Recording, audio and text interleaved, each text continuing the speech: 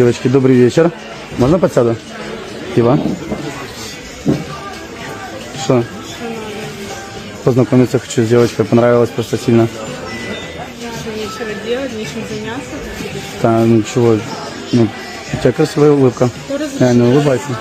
Я разрешала садиться? Мы не давали. Ну, девочка вот сказала, что можно. Она не против, чего ты лезешь?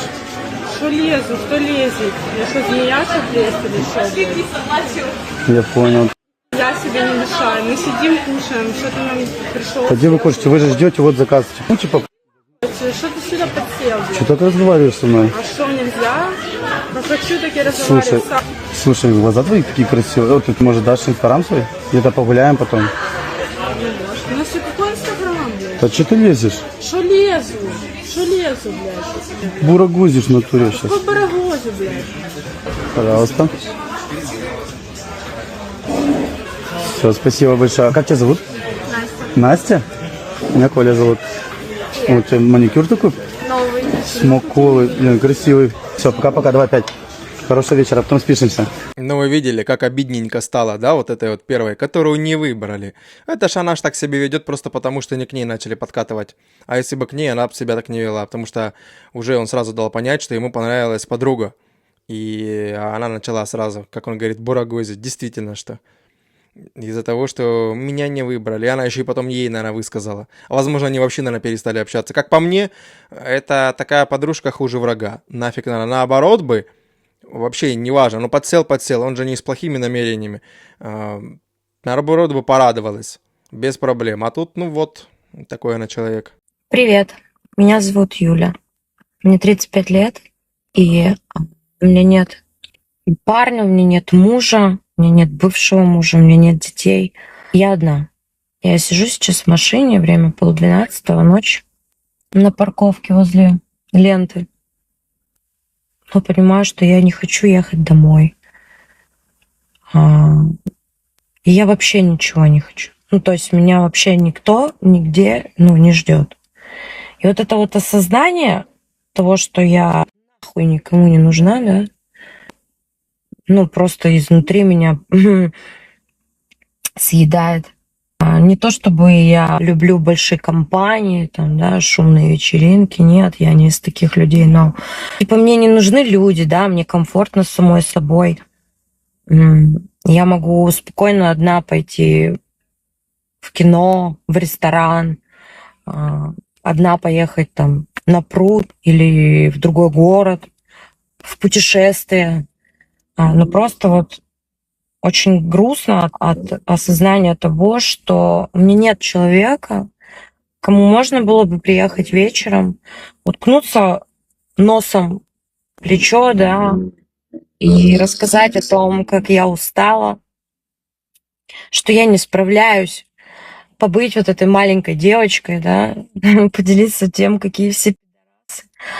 Так хочется, чтобы кто-то поцеловал лобик, да, согласился с тем, что реально все пидорасы. Сказал, что рядом, и все. И просто крепко обнял. Но каждый раз я прихожу к тому, что никто не придет, никто не пожалеет, никто не поддержит, кроме меня самой. И это вот просто реальность сегодняшнего моего мира. Она как будто бы противоречит сама себе. Говорит, вроде бы мне и одной комфортно. Вроде бы я могу и туда, и сюда, и быть одна в целом. Как будто бы такое ощущение складывается. Но в то же время нет, все равно хочется вроде бы и человека, которому уткнуться носом. Ну, блин, понятно, ее по-человечески, если без всякого негатива и юмора, ее понять можно. Потому что, все мы люди, и все мы хотим подобного. Я не думаю, что из смотрящих никто бы не хотел, чтобы рядом с ним был человек, который о нем там заботится. Вот эта вот вся тема, когда именно женственность, если это мужчина, то рядом, чтобы какая-то был женский пол, да, женственность. Нам не хватает мужчинам всем именно женственности, а им вот это вот мужественности, да, вот это вот сильное плечо и так далее. Такова природа. Как бы кто не отрицал, такова природа, так мы устроены, да, два разных пола. И вообще в целом люди так устроены, что они не могут друг без друга. Вообще в целом. А так, да и что переживать, да. Они ж, опять же, может быть, это наоборот ее рук дело, что она сейчас одна, и у нее никого нигде нет. Возможно же, возможно, она себя так ведет, что от нее парни нафиг бегут. Откуда мы знаем? Что будет с мужчиной, если у него долго не будет девушки? У него накопится много денег, нервная система придет в порядок, наступит душевное спокойствие. Умрет от спокойствия и счастья. Его станут ненавидеть женатые друзья. Этот эгоист купит себе квартиру, машину, мотоцикл и начнет прятаться от девушек. Мозоли на руках и здоровая психика. Нормализуется психика, уйдет тревожность, появится время занятий всякими хобби, время на встречу с друзьями, обновится гардероб. Главное, он поймет, что можно жить и в спокойном мире, не будучи мертвым. Он будет счастлив по-настоящему. Ну, по факту, да, это она ответы зачитала. Есть приложение от Инстаграма, Threads называется. Вот кто знает, и кто не знает, точнее, можете скачать и увидите там удивительных людей. Ну, там менее такие негативные вроде бы люди, чем просто на сайтах знакомств. Это вообще не для знакомства, там больше как для общения, можешь всякой фигней делиться. И вот она, скорее всего, задала такой вот вопрос, и мужчины ей там в ее ветке ответили. На вот эти, ну, то есть каждый так по-своему ответил, там видно разное количество лайков понабирали ответы и комментариев. Ну, поэтому, да, она просто зачитала то, что они выразили свое мнение. Уважаемые мужчины, я вот что-то не поняла. Давайте-ка мы проясним с вами один вопрос. Я заметила, что последние годы в походы в горы записываются девчонки. А вы что? Вы что себе думаете там вообще? Потом жалуетесь, что, значит, все девчонки тарелочницы, всем Мальдивы подавай. А вы где сами-то? Вот мы сейчас в горах, у меня в группе 9 девчонок и 1 мужчина. Вы хоть представляете, как ему повезло и как не повезло вам, что вы не здесь, не с нами. Еще подумайте о том, какие крутые девчонки ходят в горы. Помимо того, что они спортивные, разносторонне развитые, они еще очень интересные и вообще не боятся сложностей. Так что подумайте, пожалуйста, об этом. В конце месяца у меня будет еще один трек в горах Кавказа. Я вас приглашаю. Уверена, что вы не пожалеете.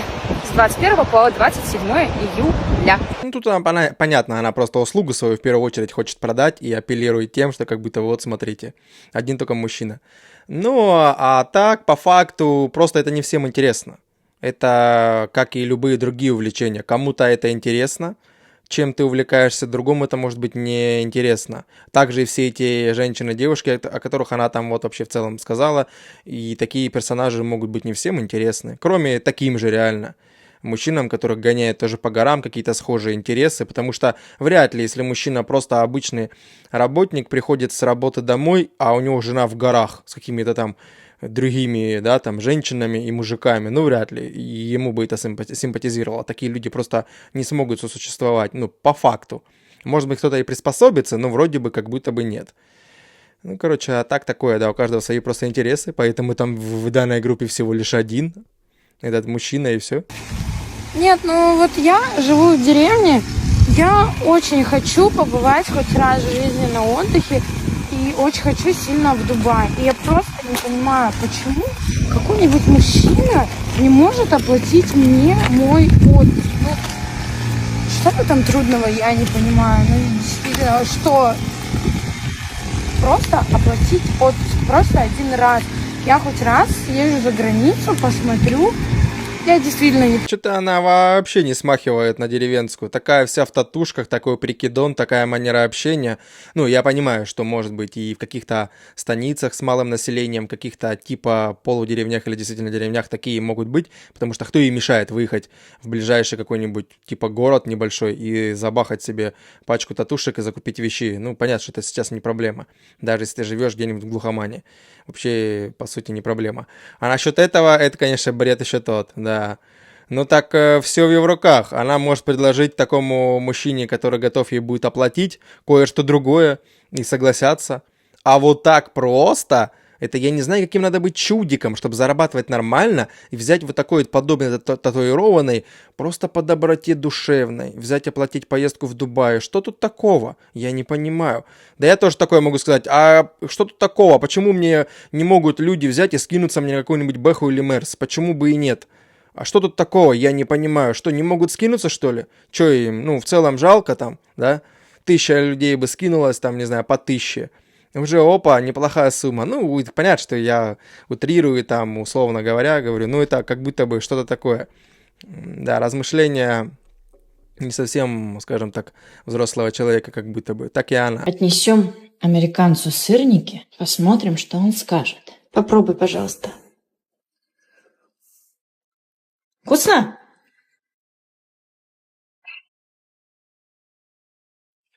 Да.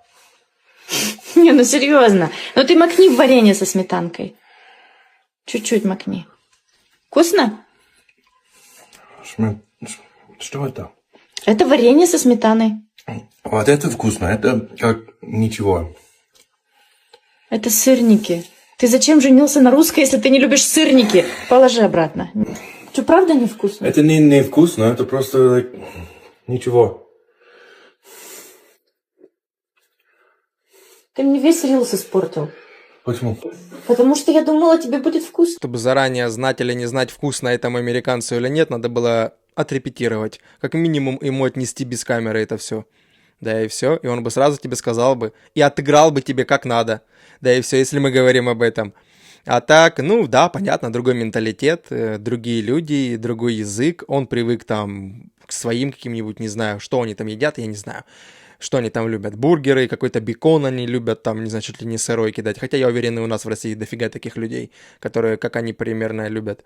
И тут дело даже не в том, что он американец, и сырники ему как будто бы не зашли. Возможно, либо она сготовила так, что они для него непонятные, либо просто есть люди, я уверен, в России, которые просто их не любят. Вот просто. Как кто-то никогда не пьет молоко, не там пьет кефир, не ест сметану. Ну, есть такое. Просто вот людям не нравится. Так и тут может быть такое же. Ты можешь рассказать принцип работы конденсатора и для чего он?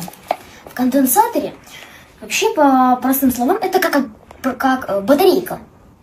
Да? Да, это как батарейка. Но у нее есть один нюанс. Какой? Две причины, почему она не похожа на батарейку.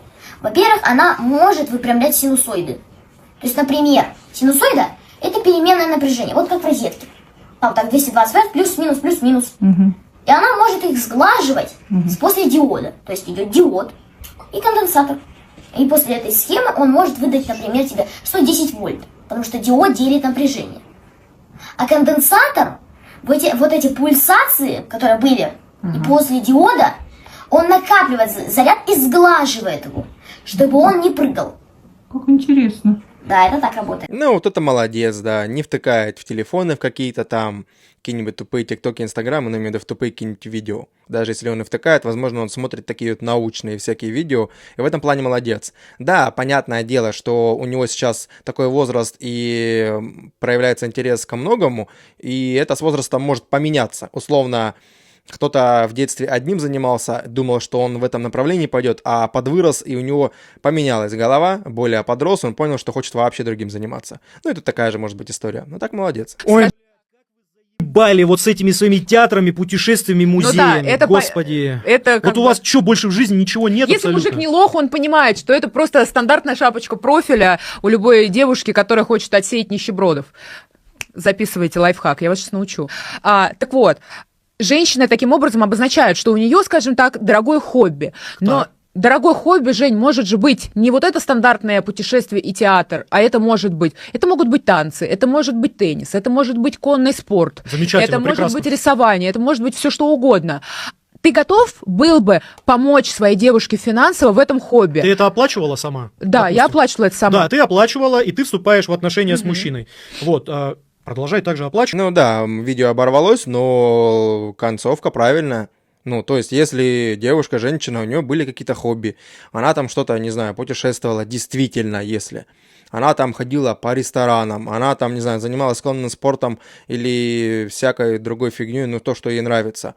И если она знакомится с мужчиной, ну, естественно, она и будет. Она с ним только познакомилась, она с ним просто общается, узнает друг друга. Понятно, что это нелогично просить у него денег на ее увлечение, потому что она ж как-то до него жила и сама справлялась с этими увлечениями, ну, и будет продолжать. А сразу, да, если логика в том, я думаю, такая у него логика, типа, продолжай это делать и не тяни с мужчиной, все правильно. Но понятно, что абы какой мужчина не подойдет такой подобное, потому что действительно она это привыкла делать, и она и будет продолжать делать, и это не значит, что... Ну, опять же, да-да-да, опять же, логика тут такая, что какого бы она в целом мужчину не встретила для себя, понятно, она вряд ли выберет финансово меньше, чем она зарабатывает. Если она под свой уровень выберет, ну и дальше будет продолжать. А он, ну, дальше просто у них у каждого, ну, это как партнерские отношения будет получаться, потому что у нее свои увлечения, свои деньги, у него свои увлечения, свои деньги. Ну, вот так вот. То есть это уже та история не будет, когда мужчина полностью всем рулит, и он оплачивает всю эту кухню, а она сидит дома, занимается детьми. Тут уже такого не будет. Тут уже в таком случае с такими интересами, тут скорее только будут партнерские отношения 50/50, да и все. Мужчины поголовно в Инстаграме отказываются от секса, пока не встретят свою любовь. Как вам вот эти вот тренды сейчас? Я ищу свою королеву. Никакой близости, беру аскезу на близость, пока не встречу тебя, моя королева. Или вот эти вот, если мужчина не кладет все к твоим ногам, если он не служит тебе и так далее, бросай его. Как вам вот это вот все? Я вот встретила пару раз таких мужчин, у которых в Инстаграме просто нереально, что за ценности. И он весь такой прекрасный, и спорт, и весь, блядь, красивый, и такой добрый, и такой милый. И вот он ищет вот это вот смысл в жизни, или он уже его нашел, но он весь такой, короче, распрекрасный, любовь, все дела, открытый. Как только выясняется, немножко где-то чувствуется, что что-то тут не сходится, он резко начинает манипулировать, заставлять тебя во всем виноватой, в чем во всем непонятно, просто ты виновата в том, что он больше никогда никому не откроется и так далее и тому подобное. И вообще ты то должна, это должна, и вся ты какая-то не такая. Короче, девочки, не верьте. Они это все делают для того, чтобы поднять активность. Это все, сука, тренды, блядь. Просто напишу-ка я, что я ищу свою королеву и буду ей служить. А как найду, буду ее абьюзить во все щели. Вот так вот. Настоящий мужик об этом орать не будет. Он действовать будет. Ну да, тут снова вот эта самая бесячая для нас мужчин фраза «настоящий мужчина, он не будет то, он будет то». А вот взять, если 10 рандомных женщин, поставить их и спросить, что такое для тебя настоящий мужчина, они все 10 абсолютно разное скажут. Абсолютно 10 все разные скажут. Потому что для одной это вот это, для одной это то. Одна скажет, не знаю, поездка в Дубай, другая скажет, купит Мерс, значит, он настоящий. Третья поскромнее скажет, да просто он меня будет, не знаю, условно, любить, по-человечески не предавать, как бы заботиться, ценить. Я буду в ответку ему отдавать то же самое. Все, для меня это настоящий мужчина. Ну, короче, у них у всех будет разное. Как и для нас с вами. Если спросить, что такое для тебя настоящая женщина-девушка, мы все разное скажем. Да, где-то могут быть переплетаться у нас какие-то реплики, какая-то логика может быть переплетаться, но мы скажем разное. Так и они кричат постоянно с этих инстаграмов, тиктоков, там, в этих рилсах и так далее, что вот настоящий мужчина должен, или там он такой-то, он не сидит там, он действует.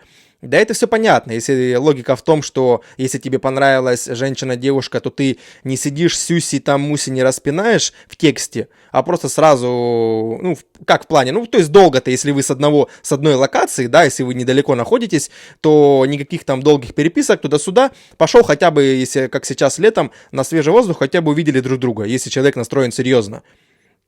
Ну, как бы вот так вот. Ну, понятно, даже если он просто хочет там найти кого-то потыкаться, мужчина, то он все равно не будет долго переписываться, он побыстрее пригласит куда-то там, и чтобы понять, вообще получится что-то с данным персонажем или нет. Да тут и все. А так она тоже загоняет в том плане, что, как она там перечислила за мужчин, так они же то же самое делают.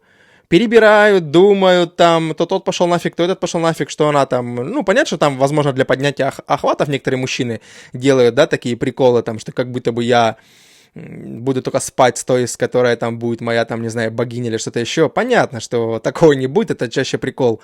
Мужчин это физиология, и не будет он сдерживаться столько. Потому что у нас так работает, если ты даже сам не будешь это все стравливать вручную, либо с помощью женщин, да, в интимном плане, то ты просто проснешься, как говорится, мокрый среди ночи. Организм сделает это за тебя, потому что у нас физиология.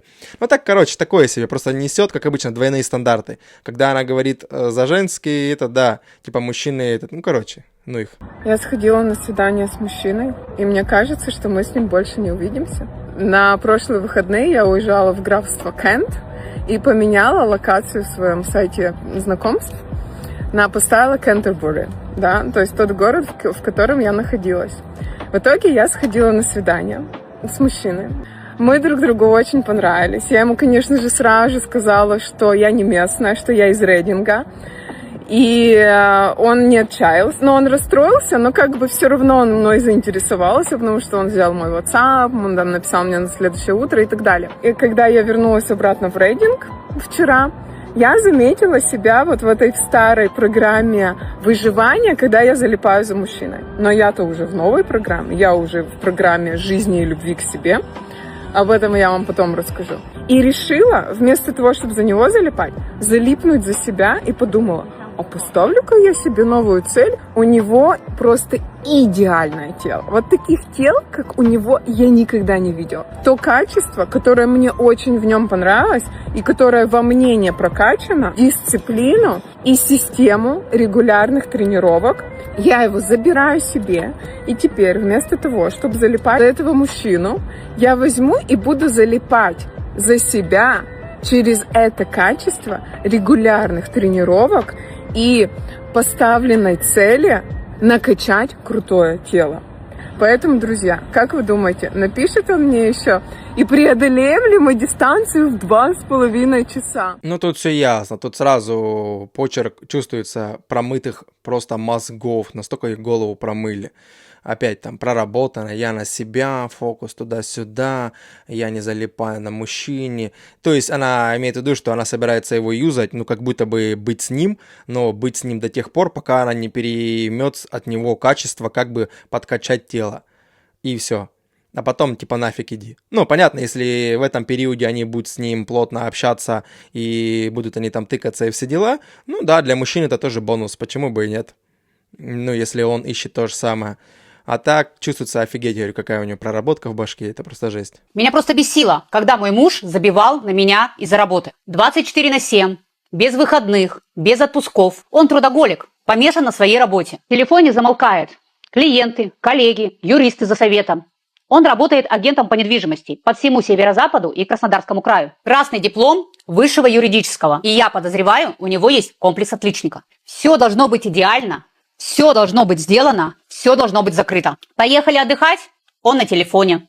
Сидим в ресторане? Он на связи. Слава богу, что хоть во время кекса он ставит его на беззвучный. Это и то прогресс. Ревновала ли я его к работе? Конечно. Обижалась ли? Естественно. А потом поняла, человека не исправить. Да исправлять не надо. Я замуж за такого выходила. Я видела, что он горит своей работой. Он профессионал своего дела. Отними у него это, кем он тогда станет? Уж точно не моим мужем, в которого я влюбилась. И знаете что? Я это приняла. Я успокоилась, и так сразу стало легко. Он знает, что дома его пилить не будут, что он всегда может мне все рассказать. Иногда говорит: Алена, как ты терпишь мой характер? Я бы иногда сам себя прибил. Принятие – это не слабость и не смирение. Это когда ты любишь человека целиком, со всеми его тараканами, с его работой в выходные, с его звонками в ресторанах. Когда понимаешь, именно за это ты его и выбрала. Менять человека под себя – это значит влюбиться в того, кого нет. А мне это нахрен не надо. Не, ну логично же рассуждает, правда? Потому что я сначала подумала, что она будет сейчас фигню какую-то нести, как она в начале там, да, начала говорить.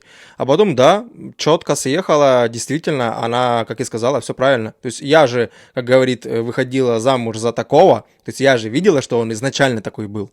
Трудоголик такой весь. Ну, просто у него, если он действительно там шишка какой-то компании юридической, уже там с 50 красными дипломами, ну, понятно, у него такая занятость. И он действительно будет постоянно на телефоне. Я таких людей видел в жизни и в других профессиях, там, где они, если уже такие более начальники, у них действительно телефон, они везде с собой берут, чуть ли не в туалет, везде кругом. И просто такая должность, она обязывает быть на связи. Вот и все. Ну, короче, логично порассуждала, в конце все правильно, что человек это да, вот изначально ты же видел, какой он, ты его выбрал таким, ну поэтому смысл переделывать, а переделаешь, скажешь, фу, ты был раньше лучше, ну короче, конечно же, благо, что она это адекватно понимает. Слушайте, вот у меня, как в анекдоте, в магазине завезли все сферы моей жизни, и вот недавно отгрузили личную. Стою, разговариваю с мужчиной, который мне нравится, ну как нравится, там, колени подкашиваются, руки трясутся, заикаюсь, ни одного сложного предложения не могу составить, в глаза смотреть не могу. Вот, чуть-чуть нравится, есть, да? И он меня спрашивает, а какие мужчины мне нравятся? Хотела ему ответить слеповатый, глуховатый и туповатый, раз ты не видишь, кто мне нравится. Но я же не могу вот человеку это сказать. И в глаза не могу сказать, что никто не нравится. Потому что на тебе свет клином сошелся, и когда человек нравится, тебе больше никто не нравится. Вот, и я, естественно, как взрослый человек, начала отшучиваться и описывала какое-то дикое, лютое чудовище, которое, боже упаси, такое в жизни встретить. А он выслушал и сказал, что у меня получится. Что я найду. Я найду. Вот. Ну, в общем, что я думаю, что во всех дисциплинах пиздеца жизненного я получила первое место. Ну, я абсолютный чемпион. Вот, поэтому, если будут искать где-нибудь официальное лицо безнадёги, то напишите мне в директ. Я думаю, что меня на эту вакансию обязательно возьмут.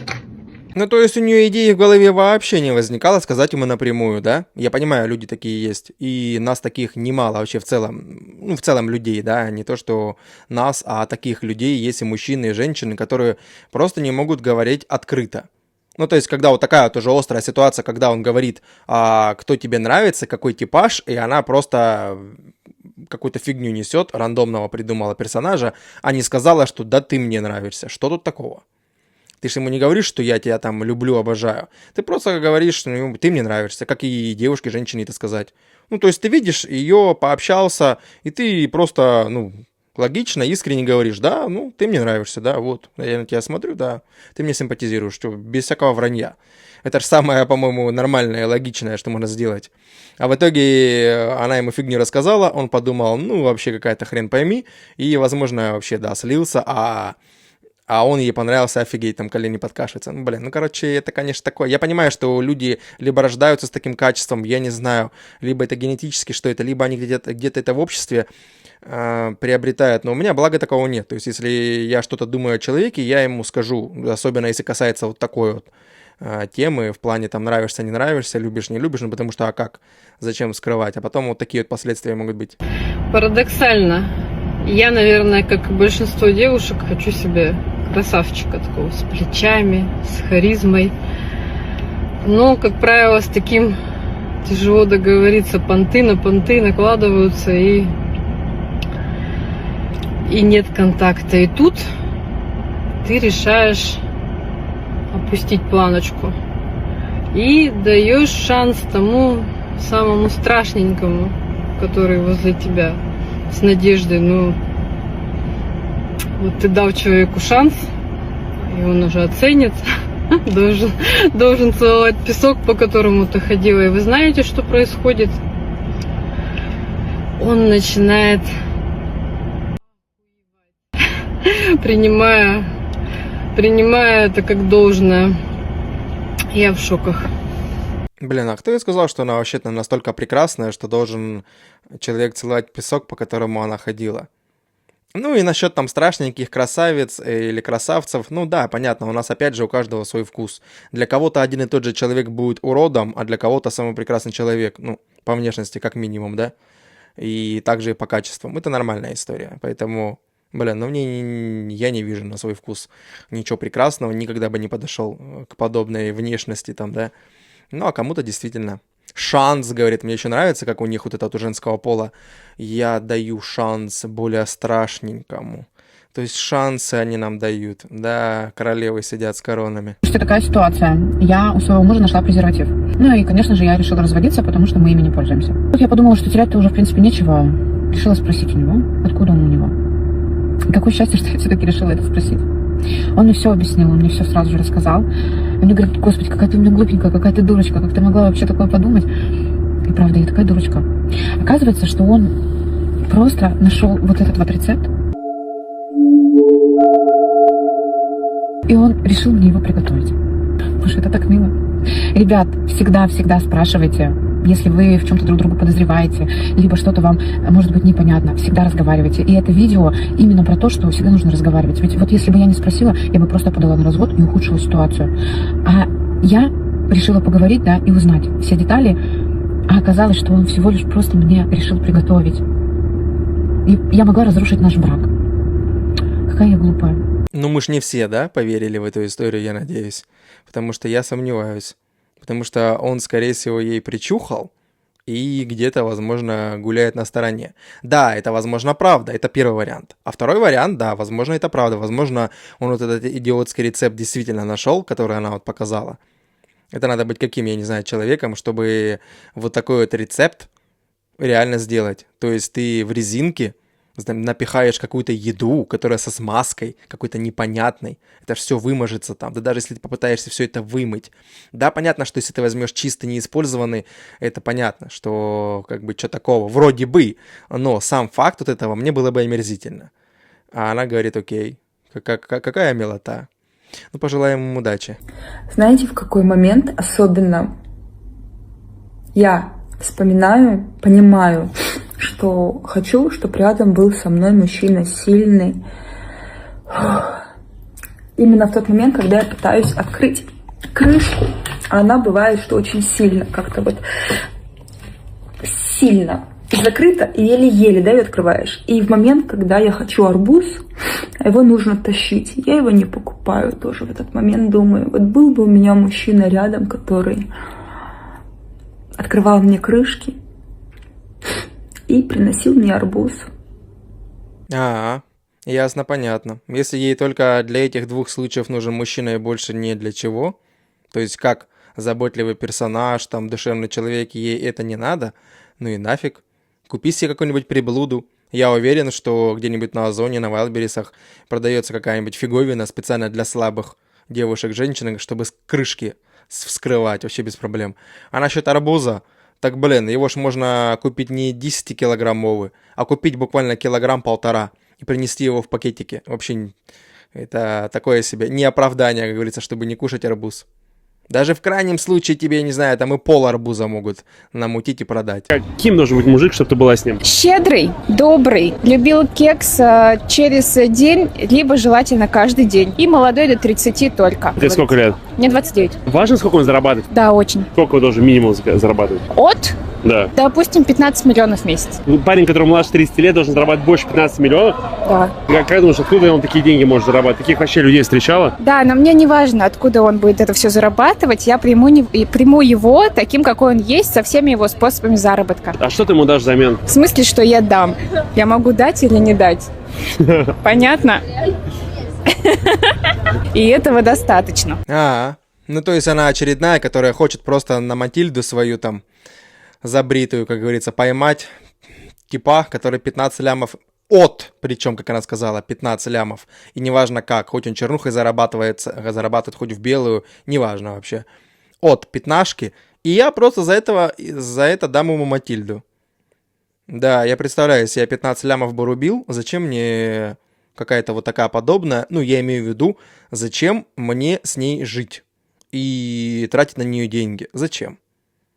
Если я зарабатываю 15 лямов в месяц, я могу такую подобную, а еще и лучше каких-нибудь офигеть каких там, ну, для каждого у нас свой, да, под свой вкус каждый там может вообразить, имея 15 лямов, да офигеть, я там каждый день могу подобную себе заказывать, причем просто, живя в крупном городе, позвонил, тебе, блин, их 5 штук, я не знаю, привезут, доставят тебе под дверь. Ты можешь либо сразу с 5 каждый день развлекаться с такими бабками, либо там с одной. Вообще не проблема.